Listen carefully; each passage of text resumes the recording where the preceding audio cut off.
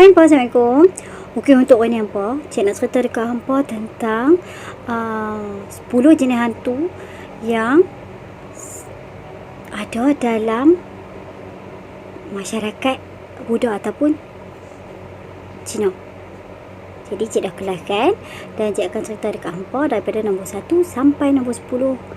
Mana hantu masyarakat Cina, yang mana mereka percaya ada hantu jenis ni. Okey hampa, setiap tempat ni ada era ataupun kawasan, dia akan ada tempat yang ada kisah-kisah dengan cerita tentang alam gaib mereka. Tak kira lah bagi kita masyarakat orang Melayu, termasuklah orang India, orang Cina ataupun orang dusun ke, Kadazan ke, orang asli ke, mereka ada kisah-kisah mereka yang tersendiri tentang makhluk-makhluk yang tak kasat mata dan juga makhluk halus lah, bagi senang orang faham.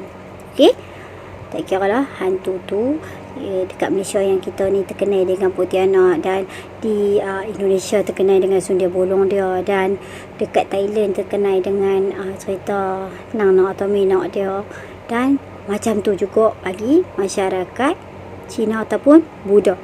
Okey, untuk yang pertama apa? Hantu ni digelar nama dia Bajau Gui, adalah hantu pokok pisang, yang mana dia digambarkan adalah seorang wanita yang duduk dekat pokok pisang tu, yang mana dia akan muncul pada waktu malam. Dan diceritakan ada juga setengah versi yang kata dia ni bawa baby ataupun bawa bayi. Dalam masyarakat kat Thailand pun percaya akan hantu yang jenis ni. Singapura dan termasuklah Malaysia, hantu ni dicari untuk orang yang nak minta nombor ekor ataupun dia ada kepentingan peribadi dia sendiri. Tapi selalunya orang akan cari hantu ni untuk nak minta nombor ekor. Okey, yang mana orang tu dia perlu ikat benang merah dekat batang pisang tu tadi, dan dia perlu tekankan jarum dekat benang tu.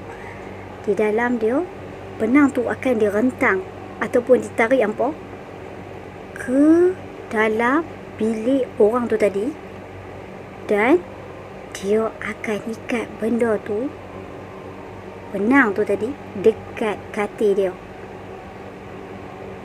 Dan nampak langkah seterusnya, dia hanya perlu tunggu malam untuk Bajau Gui ni tadi muncul.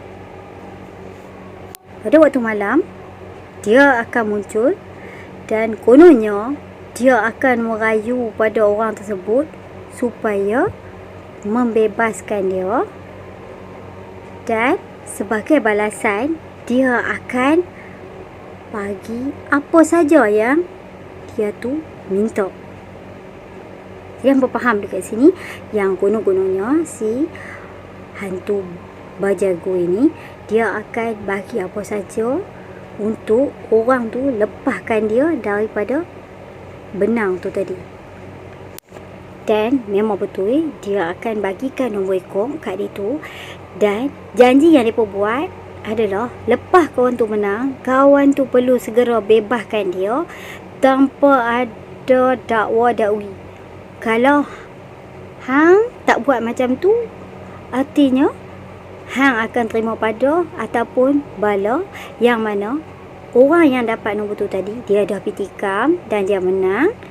Mungkin adalah sejumlah wang yang agak besar, tapi dia mungkin janji dia pada Bajau Gui ni tadi, dia akan mati dalam keadaan yang menggerikan. Macam tu lah yang dia gambarkan tentang wujudan hantu pokok pisang ni tadi.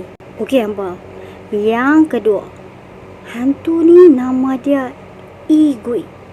Hantu jenis ni yang akan muncul konon-kononnya lah pada festival hantu berlangsung. Hampa tahu kan, dalam kalender Cina, dia akan ada satu peristiwa, iaitu peristiwa mana mereka akan buat festival hantu. Masa itulah dikatakan roh-roh orang yang banyak sangat buat dosa pada zaman dia hidup, kononnya dia ni dikutuk, yang mana dia akan menderita, dia akan jadi hantu dan kelaparan. Maksud dia akan rasa lapar yang tak pernah puas. Kau tahu tak? Dan dikatakan Igui ni tadi, dia ada mulut yang kecil sampai dia tak boleh nak makan makanan, dan dia terpaksa makan dalam kuantiti yang sedikit-sedikit, sedangkan nafsu dia yang lapang tu tak dapat dia nak kontrol. Maksud dia duk lapar tapi mulut dia kecil tu buatkan dia tak boleh nak makan dengan lahap dia, dan benda tu buatkan dia rasa marah. Kulitnya ataupun fizikal dia lah dikatakan berwarna hijau ataupun abu-abu, macam pucat-pucat macam tu lah, macam nak kelabu hitam macam tu. Dan ada juga versi yang katakan Igui ni tadi berperut buncit kerana dia ni menderita rasa lapar yang teruk ataupun tak pernah habis. Dia ni sering, orang kata lah, cerita-cerita mereka, dia akan duduk dekat jalanan ataupun dekat dapur, dia akan cari sisa-sisa makanan ataupun daging-daging busuk yang mana dah orang buang ataupun ada dekat situ, dia akan makan. Yalah, tapi hampa dia akan makan dengan cara sikit-sikit lah sebab mulut dia kecil. Macam tu lah cerita dia tentang hantu yang kedua, iaitu Igui. Okey hampa, untuk hantu yang ketiga ni, cik rasa hampa semua pernah tengok, tak kira lah zaman kita kecil ataupun bagi orang yang biasa tengok cerita hantu lah. Tapi selalunya cerita hantu jenis ni popular pada zaman dulu lah kan, tentang digambarkan hantu yang jenis lompat-lompat, dan dari dia bila diletakkan dengan kertas kuning yang ada tulisan Cina, yang mana dia akan freeze ataupun dia akan beku dekat situ. Okey, hantu jenis ni dinamakan Jiangshi. Siapa kalau dah pernah tonton filem dulu-dulu, dia mesti tahu hantu ni. Kita tahu dia punya trademark melompat-lompat, dia ada taring yang panjang kat kedua belah ni, dan dia suka mencari mangsa dia untuk dia hisap darah. Dia digambarkan adalah sebagai mayat hidup ataupun vampire lah dalam versi orang Cina, yang mana dia akan bangkit pada waktu malam untuk mencari darah manusia dan dijadikan mangsa dia. Jiangshi ni apa? Mengikut legenda, dia adalah mayat yang mungkin hidup ataupun orang yang dah mati ataupun dibangkitkan semula. Kemudian pada waktu siang dia akan duduk dalam keranda dia ataupun dalam gua yang agak gelap, dan apabila malam menjelma, dia pun keluarlah mencari mangsa dia.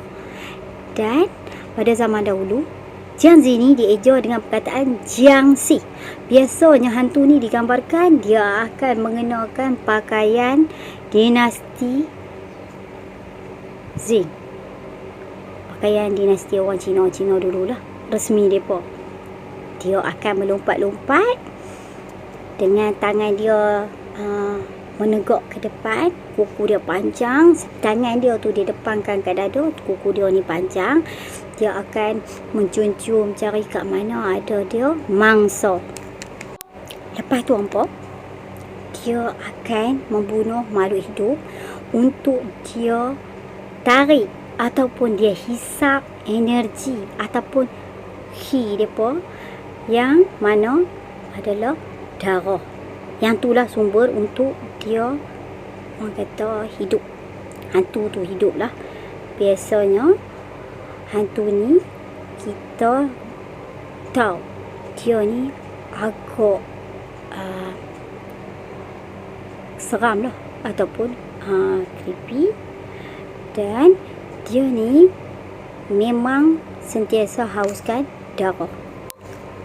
Okey, yang seterusnya. Hantu ni dikatakan nama dia Guipo. Guipo dia, sosok tu digambarkan adalah sosok wanita, hamba. Yang tua dan juga baik. Dia jenis banyak cakap. Kalau hampa tengok dia, mungkin hampa takkan perasan yang dia ni adalah hantu. Dia ni adalah roh baik, yang mana dia ni dulu adalah jadi orang gaji atau bekerja dengan salah satu keluarga. Lepas tu sebagai pembantu lah, macam maid. Lepas tu tiba-tiba mungkin dia mati dalam keadaan yang dia tak minta ataupun dia tak duga, dan dia tak dapat nak terima kenyataan yang dia dah mati. Dia akan balik ke tempat kerja dia ataupun ke rumah majikan dia untuk bekerja macam rutin yang dia buat. Dia akan jaga anak tuan dia, dia akan buat kerja-kerja yang biasa dia buat. Maksud dia ni adalah hantu yang betul-betul tekun dengan kerja dia, dan dia tak dapat nak terima, dan dia rasakan yang dia ni masih hidup. Tak banyak cerita tentang Guipo ni, tapi itulah salah satu daripada hantu yang ada dalam masyarakat Udo ni. Okey, hamba. Yang kelima, hamba. Hantu ni dinamakan Hebai Wuchang. Dikatakan hantu jenis ni sering muncul masa festival hantu juga. Kononnya siapa pun yang buat kebaikan ataupun buat pahala, hantu ni dia akan bagi dekat dia tu ataupun orang yang buat baik tu, dia akan bagi kepingan mah untuk mereka. Ada beberapa patung Hebai Wuchang ni mereka letakkan dekat tokong-tokong Buddha ataupun Cina, di mana patung hantu ni disembah dan dia digambarkan dengan wajah dia tu menyerigai ganah. Apa tahu tak? Muka dia macam menakutkan. Mana dengan lidah merah dia terkeluar daripada mulut dia tu sampai ke dada. Panjang, terjelin tu sampai ke dada. Dan kononnya fizikal dia macam tu dikatakan untuk menakutkan roh-roh jahat. Dan hantu ni dikatakan baik, okey, bagi masyarakat mereka. Yang keenam, hantu ni dinamakan Ni Tauma Mian. Okey, kononnya dia adalah hantu penjaga akhirat, yang mana digambarkan ada yang memiliki kepala kuda dan ada juga yang memiliki kepala lembu, tapi badan dia adalah badan manusia lelaki. Okey, apa? Tugas mereka ni adalah mengawal roh-roh orang yang dah mati. Mereka akan bawa roh-roh tu kononnya ke akhirat. Mereka ni apa? Mereka akan bawa macam senjata, macam satu rantai besi lah, rantai besi kononnya yang digunakan untuk ikat roh, dan juga macam satu serampang yang tajam tu untuk mereka tarik roh-roh mana yang ketegang lah, tak mau nak ikut mereka. Okey, apa? Yang nombor 7, hantu ni digelarkan Nugui. Nugui ni dia adalah sosok seorang wanita yang digambarkan seolah-olah macam sosok langsui ataupun pontianak dalam versi Melayu. Dia adalah hantu pendendam, yang mana dia digambarkan pakai gaun putih ataupun gaun merah dengan rambut panjang, dan dikatakan roh dia ni tadi tak tenteram kerana dia ni menyimpan dendam sebelum dia mati lagi. Dan dikatakan juga Nugui ni tadi, masa dia manusia, mungkin dia telah dilecehkan ataupun diganggu mungkin juga dirogol atau diperkosa, dan juga dibuat dengan cara yang tak adil, yang buatkan dia tak boleh nak terima kenyataan tu. Kemudian dia ni ambil keputusan untuk bunuh diri, dan dia bersumpah yang dia nak tuntut bela. Masa dia nak bunuh diri tu, dia pakai baju merah bro.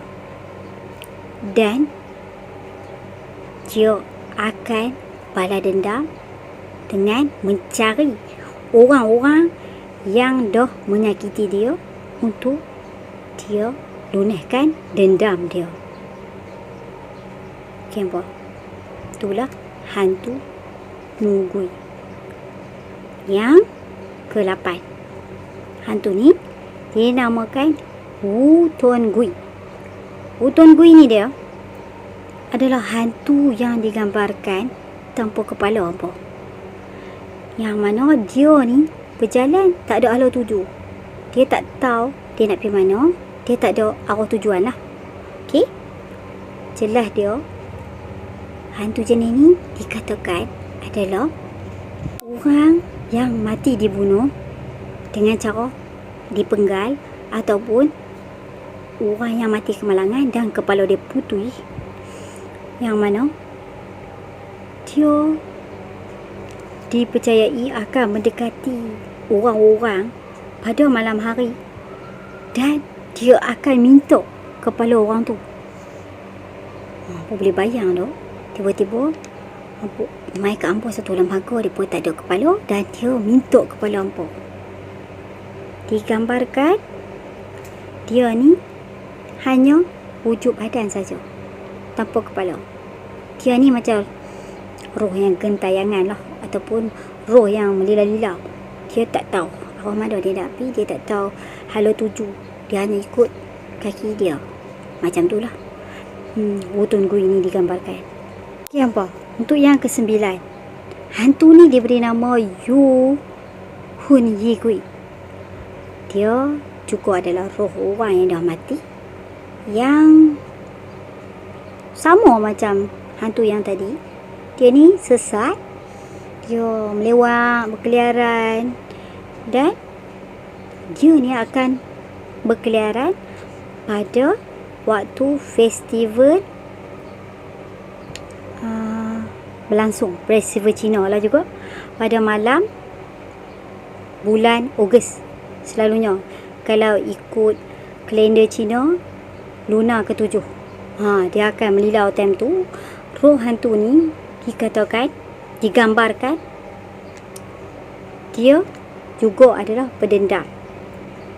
Dia ingin mencari orang yang dah menyakiti dia, yang buat tak elok kat dia, dan dia nak balas dendam. Dan dikatakan juga yang hantu jenis ni digambarkan dia tak ada saudara apa.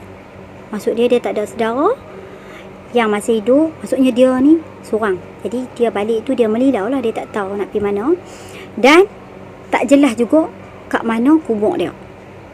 Apa juga yang dia cari tak pasti, kerana dia hilang arah, dan dia tak dapat nak pergi ke tempat yang selanjutnya lah bagi kepercayaan mereka. Dan dia tersekat, dan setiap kali bulan Luna ke-7 tu, mengikut kalender Cina, mereka akan muncul dan melewat untuk cari mangsa. Okay, untuk yang terakhir, hantu ni dinamakan Yuan Gui. Sosok dia digambarkan roh yang tak tenang ataupun gelisah, tertekan akibat benda yang menyebabkan mereka mati.